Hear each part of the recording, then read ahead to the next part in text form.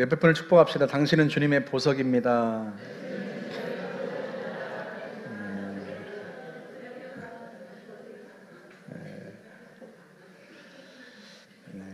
국제 마스터 플래닝 그룹의 설립자인 밥 빌은 자신이 지은 책 멘토링이라는 곳에서 친구 증고 이야기를 합니다. 이 친구를 대학교에서 처음 만났는데요. 인디애나주에 있는 베델 대학에서 증고라고 하는 친구를 처음 만났어요. 그때가 19살이었습니다. 그런데요, 19살밖에 되지 않은 그런 친구인데도 불구하고요, 이 친구를 보면서 제2의 빌리그레함이 될 사람이다, 그렇게 느낄 정도로 아주 훌륭한 친구였다고 해요. YF 주최로 열린 전국 설교대회에서도 우승을 하고요, 많은 사람들이 진고에게 매료되었습니다. 그는 한마디로 전도 유망한 청년이었어요. 진고는 대학을 졸업하면서 곧바로 결혼을 했고요, 2아이를 얻었습니다. 그런데 그가 24살이 되던 해에 진고는 아내와 아이들을 떠나버렸습니다. 그리고 다시는 가정으로 돌아오지 않았습니다. 나중에는 신앙도 버리고 엉뚱한 길로 가고 말았어요. 도대체 이 전도 요망했던 젊은이에게 무슨 일이 일어났던 것일까요? 아니, 인생은 무풍지대가 아니고 누구나 비바람을 맞게 마련이죠. 그래서 질문을 이렇게 바꿔보겠습니다. 예기치 않은 인생의 폭풍과 맞닥뜨렸을 때 그의 곁에는 그를 붙들어 줄 사람이 아무도 없었던 것일까? 제가 이렇게 질문하는 것은요, 혼자서도 너끈히 인생길을 완주할 수 있는 사람은 없기 때문입니다. 실제로 전도서 4장 10절에서 말씀하죠. 홀로 있어 넘어지고 붙들어 일으킬 자가 없는 자에게는 화가 있으리라. 사랑하는 여러분, 여러분은 시련과 고난, 유혹, 그것도 폭풍 같은 그런 시련과 고난과 유혹에 맞닥뜨렸을 때 여러분 곁에서 여러분을 붙들어 세워줄 사람이 있습니까? 그런 사람은 어떻게 얻는 걸까요? 다윗이 사무엘을 처음 만났던 것은 10대 청소년기였습니다. 그런데 사무엘이 다윗을 처음 만났을 때의 그 첫 모습을 성경에서 이렇게 묘사를 합니다. 우리 사무엘상 16장 12절 한번 볼까요? 그의 빛이 붉고 눈이 빼어나고 얼굴이 아름답더라. 여러분, 이것이 누구의 눈으로 본 다윗의 모습이에요? 사무엘의 눈으로 본 다윗입니다. 다윗을 처음 만났을 때 사무엘이 느꼈던 첫인상인 거죠. 여러분, 이 표현이 다윗의 내면에 관한 겁니까? 외모에 관한 겁니까? 자, 우리 세 번역으로 다시 한번 볼까요? 그는 눈이 아름답고 외모도 준수한 홍안의 소년이었다. 쉬운 성경으로도 볼까요? 이새의 막내 아들은 살결이 붉으세레하고 눈이 빛나는 잘생긴 소년이었습니다. 마지막으로 유진 피터슨이 번역한 메시지 성경으로도 한번 보시죠. 그가 안으로 들어왔는데 눈이 밝게 빛나고 준수하여 무척 건강해 보였다. 이게 아무리 봐도 외모에 관한 표현이란 말이죠. 하나님께서 사무엘을 베들레헴으로 보내시면서 거기 이새의 아들들 중에서 한 사람을 기름 붓고 왕으로 세워라 하고 말씀하셔가지고 사무엘이 베들레헴에 와서 이새의 아들들을 만나는데요, 장남 엘리압을 보자마자 반했어요. 우리 그대로 볼까요? 6절, 16장 6절. 그들이 오매 사무엘이 엘리압을 보고 마음에 이르기를 여호와의 기름 부으실 자가 과연 주님 앞에 있도다 하였더니, 사무엘이 뭘 보고 야, 과연 이 사람이다, 이 사람이 주님 뽑으신 사람이다, 그렇게 생각했을까요? 뭘 보고? 외모. 하나님이 그 점을 지적하십니다. 그 다음 7절 보세요. 여호와께서 사무엘에게 이르시되 그의 용모와 키를 보지 말라. 내가 이미 그를 버렸노라. 내가 보는 것은 사람과 같지 아니하니 사람은 외모를 보거니와 나 여호와는 중심을 보느니라 하시더라. 사람은 외모를 보거니와, 누구에게 하는 말씀이에요? 사무엘. 사무엘, 너는 외모를 보지만 나는 보는 게 다르다. 그렇게 해서 결국 이새의 7 아들을 차례대로 봤는데요, 하나님이 다 아니라고 하셔요. 그래서 결국 들에 있던 막내 다윗까지 이제 보게 되었는데, 그 다윗의 첫인상이 어땠다? 빛이 붉고 눈이 빼어나고 얼굴이 아름다웠다. 이게 다른 번역본들을 아무리 다 봐도요, 이게 외모에 관한 거란 말이죠. 외모에 관한 표현입니다. 히브리어 원어로 보면 후 아드모니, 그는 피부빛이 붉고 임 에페 에나임, 아름다운 눈을 가진 톱 로이, 잘생긴 사람이었다. 원어로 보나 여러 번역본을 보나 이게 다 외모에 관한 이야기입니다. 뭐 사무엘이 보니까 다윗이 범상치 않아 보였다, 그런 의미가 아니에요. 쉽게 말하면 사무엘이 보니까 홍안에 잘생긴 소년이었다, 그런 뜻입니다. 아마 우리 김윤직 전사님 정도 되었던 모양이에요. 네. 여러분, 이게 무슨 말인가 하면요, 하나님이 다윗을 선택하시고 다윗에게 기름 부으라고 명령하셨는데, 그럼에도 불구하고 사무엘은 아무리 보아도 왜 하나님이 다윗을 선택하셨는지 그 이유를 모르는 거예요. 하나님은 너는 왜 외모를 보느냐 하고 꾸짖지만, 사무엘이 아무리 봐도 다윗에게서 그 외모 이외에 다른 것은 보이지가 않는 거예요. 어려서부터 하나님의 말씀을 듣고 하나님의 음성을 듣고 이스라엘을 이끄는 위대한 선지자가 되었지만, 영성 깊은 선지자이지만, 그럼에도 불구하고 그도 역시 눈의 한계를 가진 한 인간일 뿐이었다, 그런 의미입니다. 그럼에도 불구하고요, 다윗이 사무엘을 만난 건 일생일대의 축복이었습니다. 물론 다윗은 아직 그걸 몰라요. 사무엘이 자기 인생에서 얼마나 중요한 사람인지를 다윗은 아직 모릅니다. 하나님이 다윗을 위해서, 다윗 자신을 위해서 얼마나 놀라운 선물, 사무엘이라는 선물을 준비하셨는지 다윗은 몰라요. 그래서 다윗과 사무엘이 첫 만남 이후로 다윗이 사무엘과의 만남을 이어갔다는 대목이 성경에 나오지 않습니다. 그러다가 몇 년 후에 다윗이 자기 인생에 큰 위기가 닥치자 그가 비로소 사무엘을 찾아갑니다. 우리 그 대목 볼까요? 오늘 본문 전반절만 볼까요? 다윗이 도피하여 라마로 가서 사무엘에게로 나아가서 사울이 자기에게 행한 일을 다 전하였고, 이때 다윗이 20대였는데요 사울 왕이 자기를 죽이려고 한단 말이죠. 그래서 이 자기에게 닥친 인생의 폭풍이 도대체 언제까지 갈지 가늠할 수 없는 상황이었는데, 그때 다윗이 한 일이 무엇이었다? 사무엘을 찾아갔다. 사무엘이 어떤 사람이어서요? 사람들을 하나님께로 이끌려고 애썼던 사람,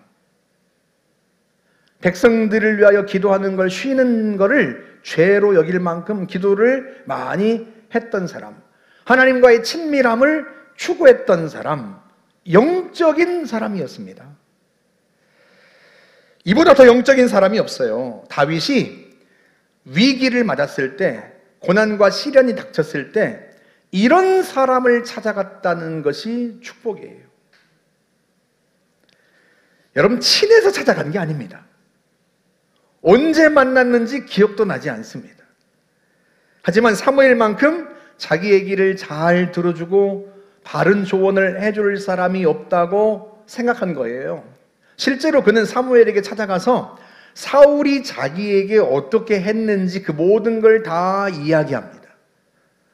여러분, 다윗이 사무엘과 함께 사울을 흉보는 겁니까? 자기 억울함을 호소하는 거예요?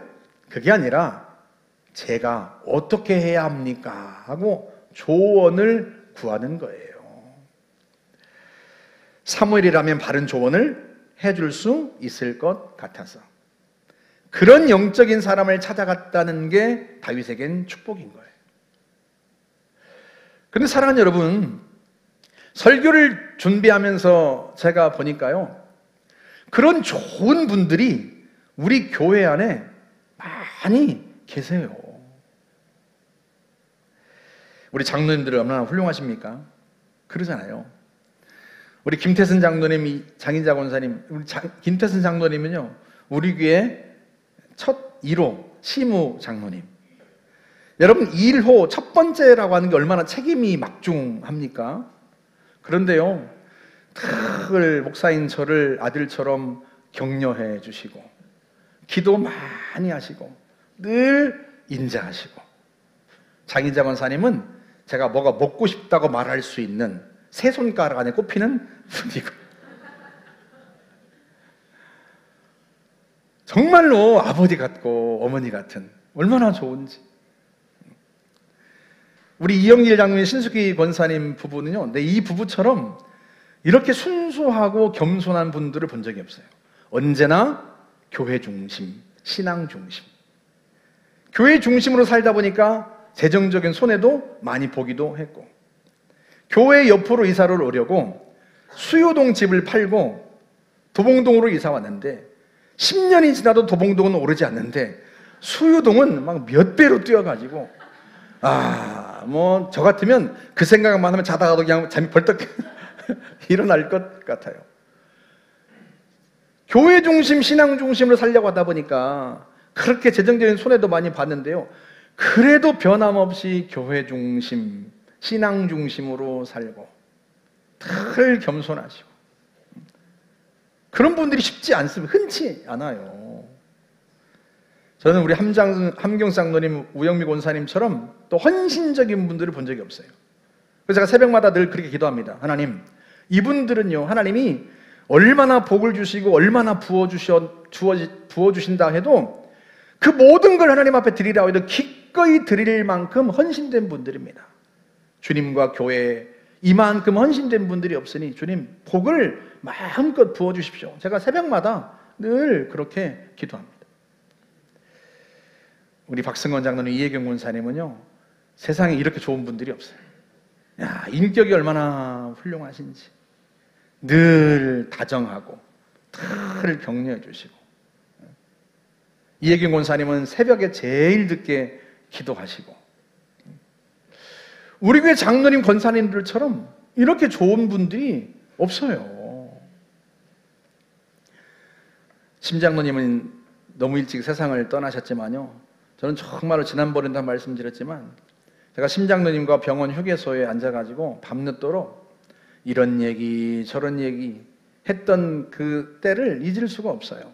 목사와 장로 사이가 아니라 친구처럼 목회에 관하여서, 삶에 관하여서, 성도들에 대해서 이런 얘기 저런 얘기 할 수 있는 분. 비록 심장님이 일찍 세상을 떠나긴 하셨지만 그래도 김영숙 권사님이 곁에 계셔서 늘 누이처럼 손잡아 주시고 웃어주시고, 이게 얼마나 감사한지. 우리 권사님들은 얼마나 좋으세요.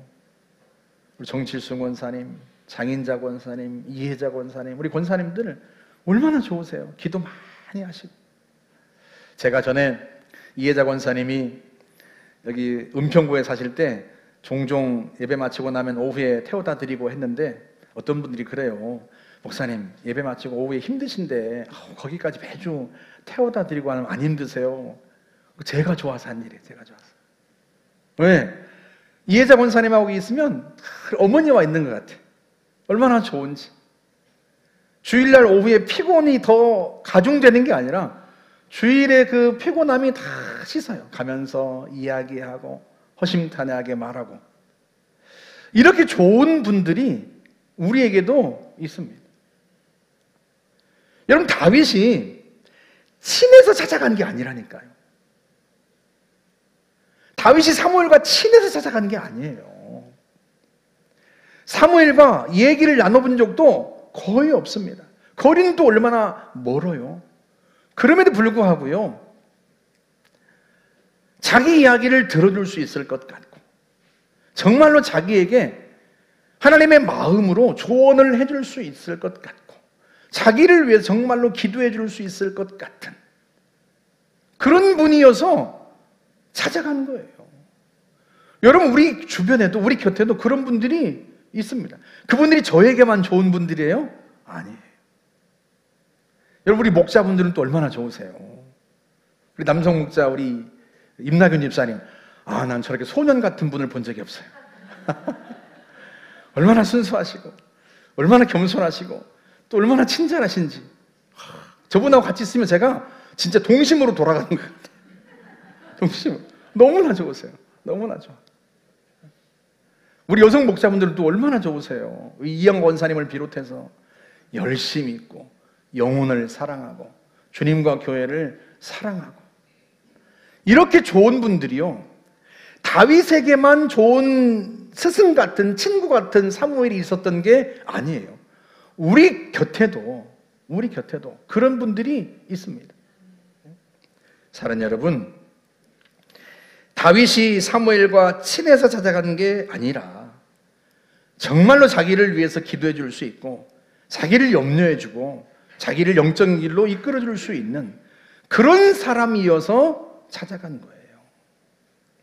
무엇보다도 여러분, 위기의 때는 그런 영적인 사람을 찾아가셔야 하는 겁니다. 여러분, 세상 친구들을 찾아가지 마세요. 평상시에는 괜찮죠. 하지만 위기의 때에는 세상 친구들을 찾아가면 위험합니다. 물론 여러분과 함께 분노해주고, 여러분 편에 서줄 수 있을지 모르지만, 여러분 편에서 싸워줄 수 있을지 모르지만, 여러분을 향한 하나님의 뜻을 그분들이 어떻게 알겠습니까? 하나님을 모르잖아요. 하나님을 모르는데 하나님이 여러분의 인생 속에서 행하시려는 일들을 어떻게 알고 여러분들에게 그 조언을, 옳은 조언을 해줄 수 있겠냐 말이죠. 그러니 평상시에는 상관없어도요, 정말로 내가 위기를 당하고 고난을 겪으면 그때야말로 영적인 사람들을 찾아가야 하는 거고요. 여러분, 우리 주변에, 우리 곁에 그 영적인 사람들을 하나님이 두신 거예요. 안타깝게도 저는요, 20대까지 그런 분들을 곁에 두지 못했어요. 그건 다른 이유 때문이 아닙니다.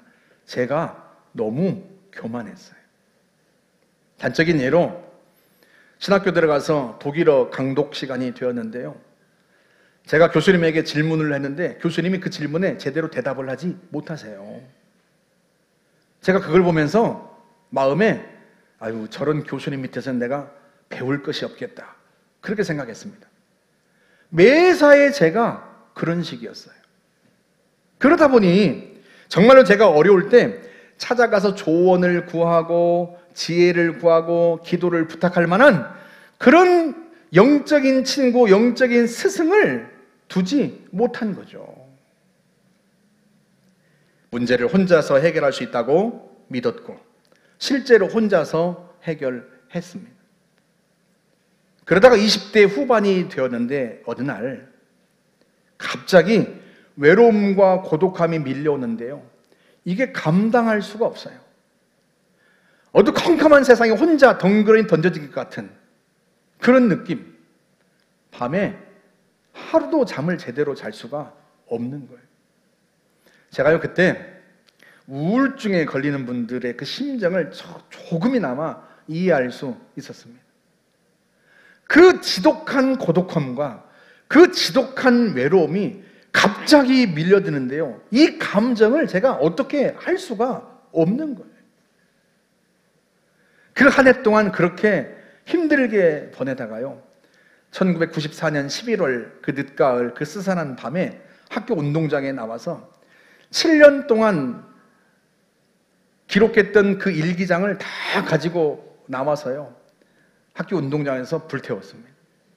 얼마나 그 일기장들을 다 태우면서 얼마나 울었는지 몰라요. 한마디로 저는 패배자였어요. 제 곁에 아무도 없었습니다.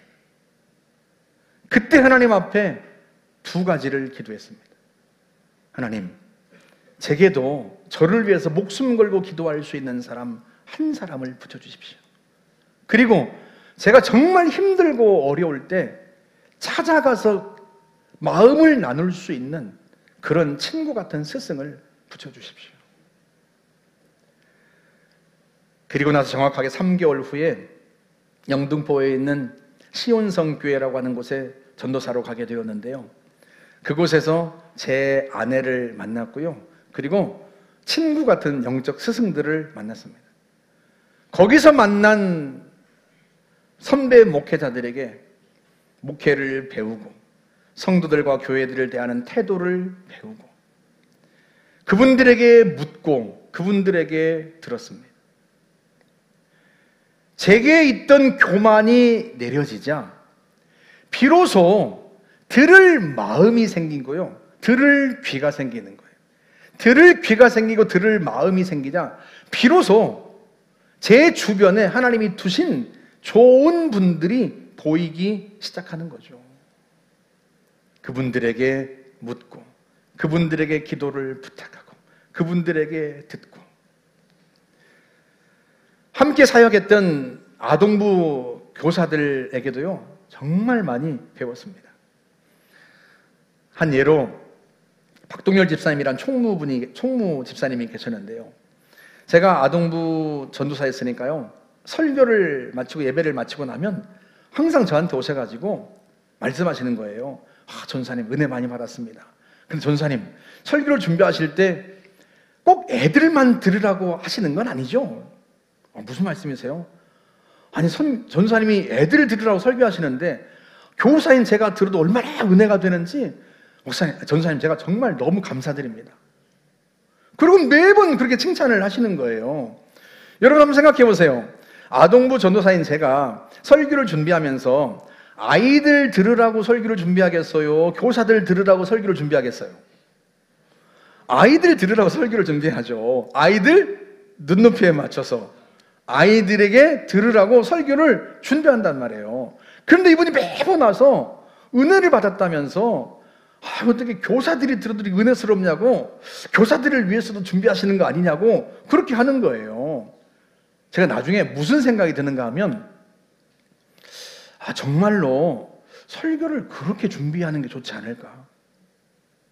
아이들을 위해서만 설교를 준비하는 게 아니고 함께 앉아있는 교사들도 그 설교를 듣고 은혜를 받으면 얼마나 좋을까? 교사 대학이라고 해봐야 1, 2년에 한 번 겨우 하고 마는데 그보다는 매주 교사들이 설교를 들으면서 은혜를 받으면 이보다 더 좋은 교사 대학이 어디 있을까? 그런 생각이 드는 거예요. 그래서 정말로 아동부 설교를 준비해 놓고 나서 다시 보는 거예요. 이 설교를 듣고 교사들도 은혜를 받을 수 있을까? 어떻게 하면 교사들도 이 설교를 듣고 은혜를 받을 수 있을까? 단어를 바꿔보고 문장을 바꿔보고 도구를 사용해보고 예화를 더 다듬어보고 그렇게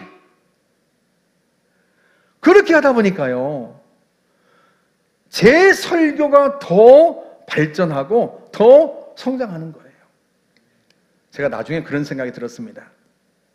이분이 나에게 교사들도 들으면 은혜가 될 수 있는 설교를 해주십시오 그렇게 말하는 게 아니라 칭찬을 하면서 교사도 들어도 어쩜 우리 은혜가 되는지 교사들도 들으라고 준비하시는 거죠.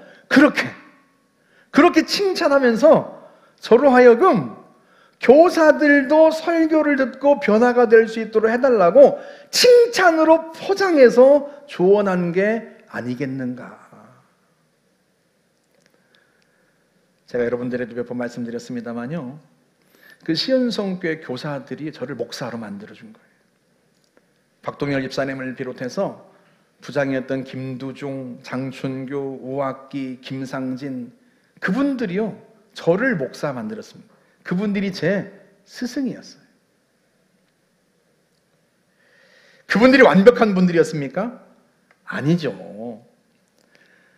성경을 아는 것으로 치면 제가 그분들보다 더 잘할 테고, 신앙에 관한 것이라면 어쩌면 제가 그분들보다 더 나을 수도 있을지 모르고, 그분들이 저보다 낫다고 생각할 수 없어요. 그럼에도 불구하고요, 그분들이 완벽하지 않고 그분들이 대단하지 않은 분들임에도 불구하고요, 그분들에게서 제가 배운 거예요. 그분들이 저를 목사 만들어준 거예요. 그분들의 격려와 그분들의 위로가, 그분들의 칭찬이, 그분들의 기도가 상처 입은 한 목회자를 치료하고 진짜 좋은 목사가 될 수 있도록 길을 안내해 준 겁니다. 완벽한 친구가 세상에 어디 있고 완벽한 스승이 어디 있겠습니까?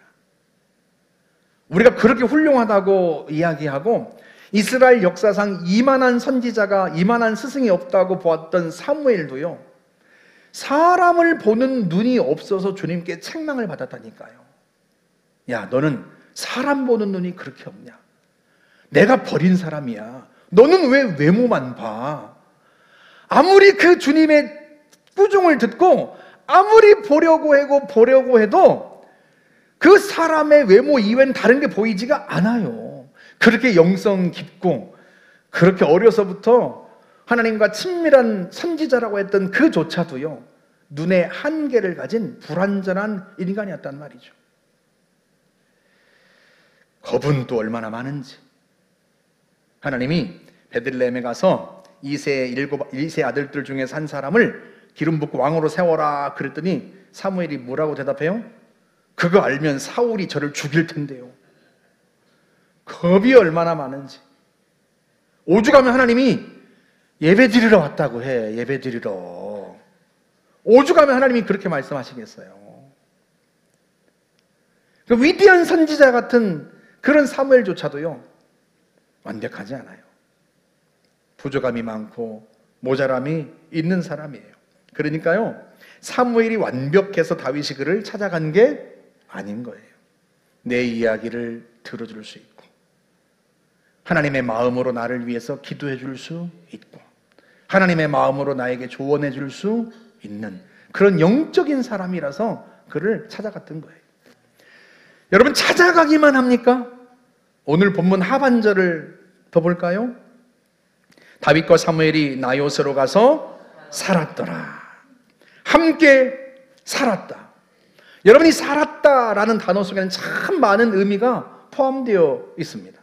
분명한 것은요, 다윗이 사무엘에게 찾아가서 자기가 원하는 대답과 조언을 해주지 않으면 곧바로 자리를 뜰 거야, 그런 심산으로 찾아간 게 아니라는 거예요. 오래 머무르려고 찾아간 겁니다. 비록 자기 마음에 시원하지 않은, 오히려 자기를 불편하게 하는 조언을 할지라도 내가 지금 흥분해서, 내가 지금 너무 억울한 감정이 들어서 사무엘 선생님의 이 조언을 잘 듣지 못하는 걸 거야. 내가 좀 더 마음을 가라앉히면, 내가 좀 더 시간이 지나면, 내가 좀 더 기도해보면 이분의 말이 무슨 의미인지 이해하게 될 거야. 그런 마음으로 오래 머무르려고 간 거예요. 살았다는 의미 속에는 그런 의미가 포함되어 있는 거예요. 내가 원하는 대답을 해주지 않는다고 해서, 내게 불편한 조언을 해준다고 해서, 격려를 듣고 싶어서 갔는데 책망을 한다고 해서 자리를 금방 떠버리는 게 아니라, 어떤 조언을 해도, 어떤 말을 해도 이만큼 나를 염려하는 사람이 또 있겠는가, 이만큼 영적인 사람이 또 있겠는가, 그런 심정으로 더 머무르고 더 곁에 있으려고 간 거란 말이죠. 친해서 그런 게 아니라니까요. 다윗이 사무엘과 무슨 이야기를 그동안 얼마나 뭘 해봤겠습니까? 나이 차이도 많이 나고 사는 것도 너무 멀고, 친해서 찾아가는 게 아니라요, 자기를 정말로 염려해주고 자기를 정말로 위해서 기도해 줄 수 있고 자기에게 영적인 조언을 해줄 수 있는 영적인 사람이라서 찾아간 거예요. 그게 다윗에겐 최고의 축복이에요. 그 이후로 다윗이 10여 년의 고난의 세월을 보내는데요. 사울 왕에게 쫓겨다니면서 광야 같은 세월을 지나는데 그 10여 년 동안 그가 내렸던 모든 결정이 여러분 누구의 영향을 받은 탓이겠습니까? 단연 그 사무엘의 영향 아니겠어요? 그가 사무엘과 살았던 기간이 길든 짧든 그것과 상관없이 사무엘과 살았던 그 기간이 다윗의 그 후의 인생의 모든 선택지에서 선한 영향을 미쳤을 것이다. 그게 다윗에겐 가장 큰 축복이었던 거죠. 사랑하는 여러분, 오늘 우리 사회의 비극은요, 더 많은 사람이 점점 더 외로운 방랑자처럼 살아간다는 데 있어요. 자기의 문제를 풀지 못해서 괴로워하면서도요, 하나님이 곁에 주신 사람들을 찾아가지 않습니다. 그들의 격려와 조언을 들으려고 하지 않고, 그들 곁에 오래 머무르려고 하지 않고, 자기 마음에 안 드는 이야기를 하면 곧바로 자리를 뜨고, 이것이 이 시대의 비극이에요. 앞에서 이야기했던 밥빌은 전도 유망했던 친구 진고가 인생길에서 탈선한 이유를 바로 그 점으로 보았습니다. 그에게는 멘토가, 그러니까 친구 같은 스승 같은 친구가 없었던 탓이다. 왜냐하면 자기에게도 그런 위기가 있었단 말이죠. 자기도 성격 때문에 아내와 이혼할 뻔한 경험이 있어요. 그런데 자신에게는요, 빌이라고 하는 멘토가 있었습니다. 아내와 이혼하려고 한다는 이야기를 듣고요, 빌은 그 한밤중에 300km가 넘는 거리를 4시간이 넘게 달려와서 밤이 새도록 밥과 아내를 설득했습니다. 그는 이렇게 말을 했어요. 그때가 1967년이었다. 지금 아내와 나는 행복한 결혼 생활을 유지하고 있다.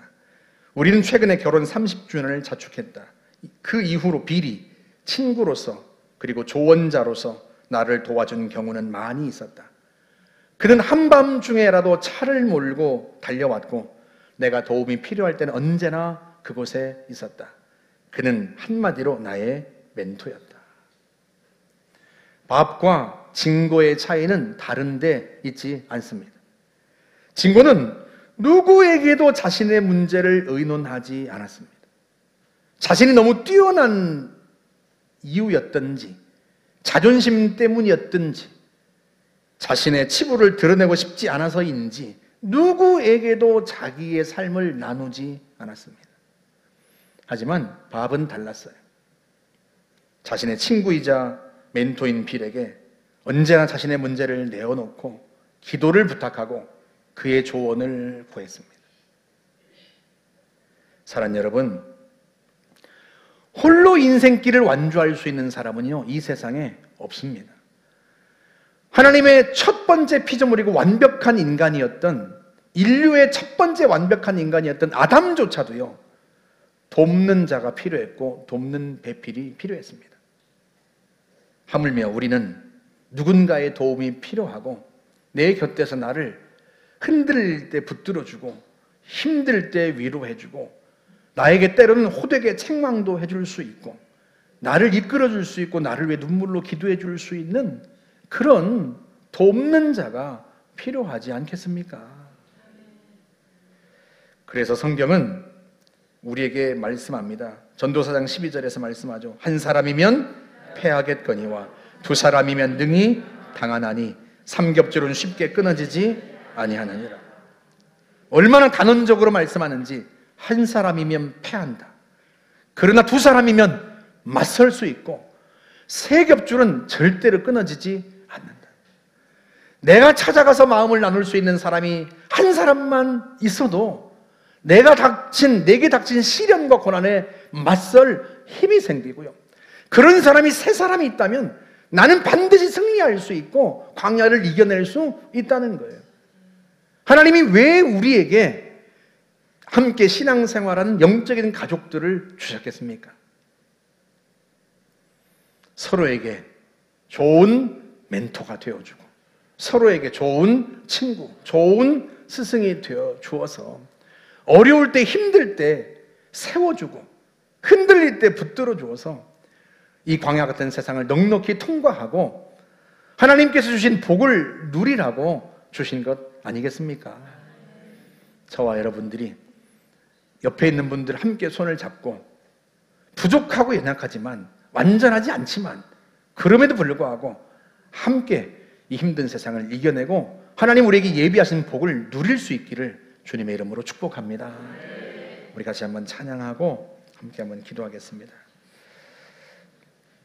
손잡고 함께 가세. 우리 후렴부터 한번 같이 한번 불러볼까요?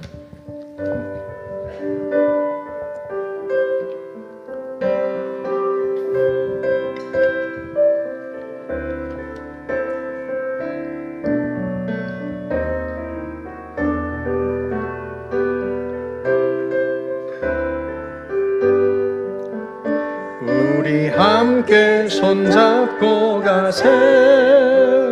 조금 느리고 어려울지라도 주님 부르신 그 감격 붙잡고 손잡고 함께 가세. 우리 함께 손잡고 가세.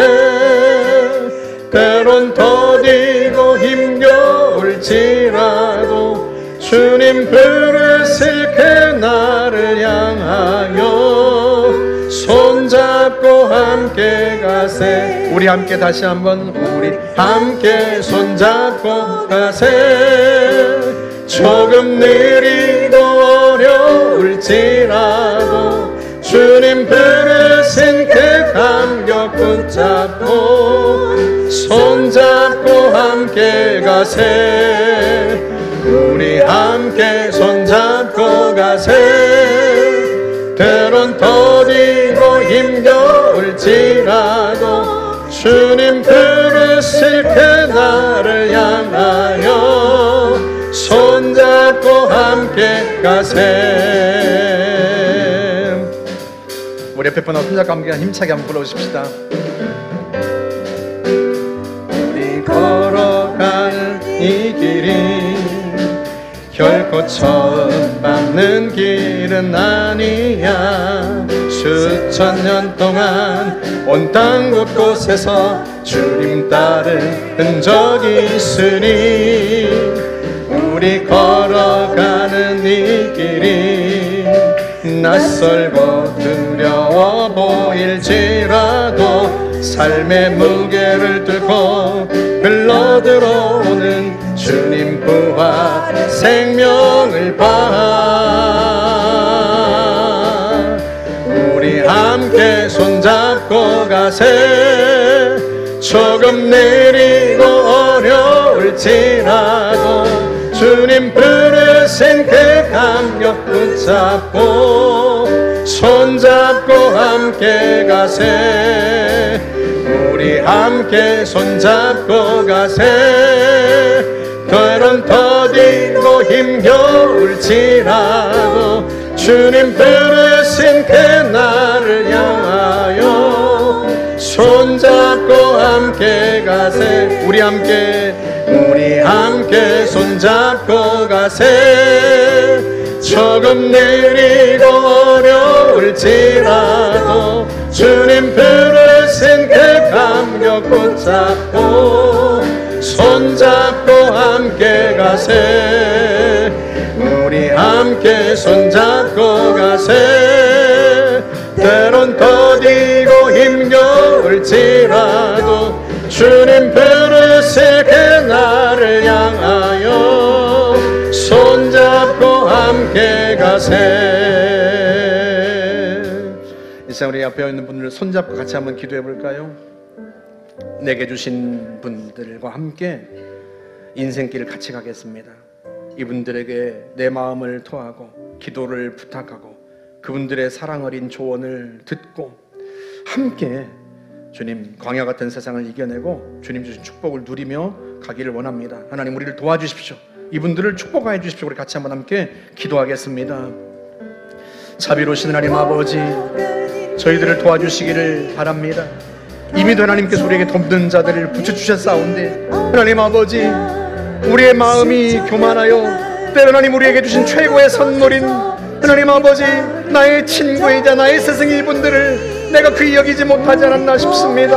하나님 아버지, 이 땅에 주님 말고 완벽한 자가 세상에 어디 있겠습니까? 그러나 하나님 아버지, 나를 염려해주고 나를 걱정해주고 나를 위해 기도해줄 수 있는 정말로 하나님 마음 어린, 정성 어린, 진심 어린 조언을 해줄 수 있는 이분들과 함께 하나님 신앙의 길을, 인생의 길을 걸어가고자 합니다. 하나님, 저희들을 붙들어 주시길 바라고 원합니다. 하나님, 이분들의 입술을 통하여 말씀해 주시고 이분들의 기도를 통하여 응답하여 주시고 이분들의 품에서 주님의 품을 느낄 수 있게 하여 주시고 하나님 역사하여 주시기를 바라고 원합니다. 하나님 아버지, 찾아가서 만나서 이야기하고 마음을 토하고 기도를 부탁하고 하나님 앞에서 정말 이분들을 귀히 여기고 이분들이 나의 선물인 줄 알아 주님이 예비하신 선물인 줄 알아서 이분들과 함께 이분들 손을 붙들고 가겠습니다. 하나님 도와주시고 역사해 주시기를 바라고 원합니다.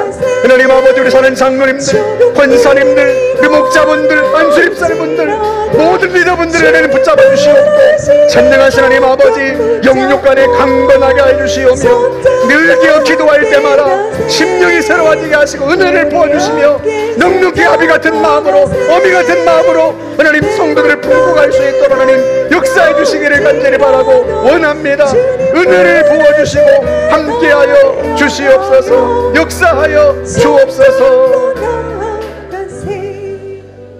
우리 리더분들을 위해서 우리 한 번 더 기도하십시다.